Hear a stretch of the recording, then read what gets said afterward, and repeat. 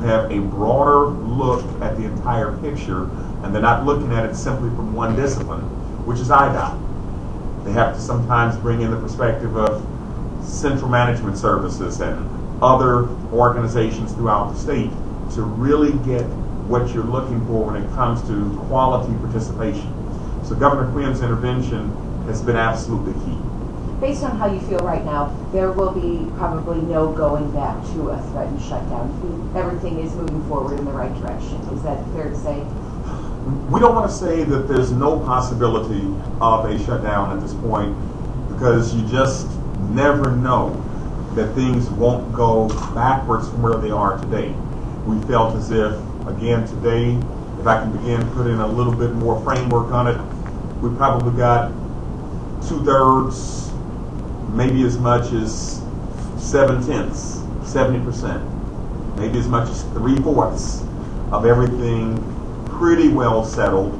But we look forward to our attorney, Attorney Vickers, and their attorney actually crafting something in writing on what's going to be agreed to. I think a lot of the oralized statements today sounded good on both parts.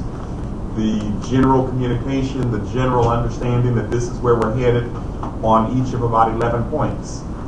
We felt very good about where we're headed. Now, there are a couple of key stumbling blocks right now that we still have to work our way through.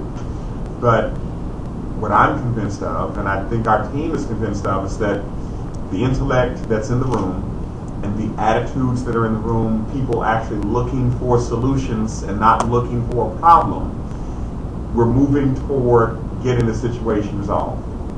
Mayor, what was the tone of the meeting? Because I saw personally like one person leaving the meeting. I never seen it before.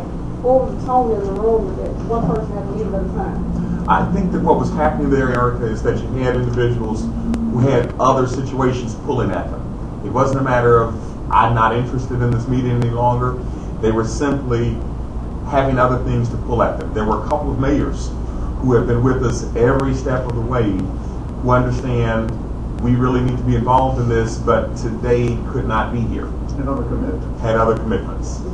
Had other commitments. It's tough when you've got a full life and a full schedule of other things before the MEMCO situation really gets started in full earnest, to simply set everything else aside. So we respect that.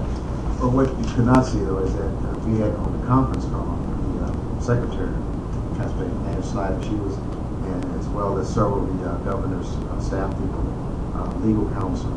So it was a meeting of decision makers, and that's why we feel confident that we're moving forward in the right direction, that IDOT, the governor's office, are responding very positively. Could you possibly tell us the main players that were in the room outside of yourselves, you know, the people that are from East St. Louis? Who are the other people that were in the meeting via phone or just sitting here dealing with, like, IDOT, you said, governor's office? Who are the other players? Well, first of all, you've had the continued support again today of Mayor James Jones of Washington Park. You had Mayor Mark Jackson's representative here today from the city of Centerville. You had also a couple of pastors, Pastor Solomon Butler and Pastor Kelvin McNeil, who have been extremely helpful in many cases, providing good common sense approaches and good business approaches, but also that good spiritual undergirding and understanding of what has to be thought of every time we're making good decisions.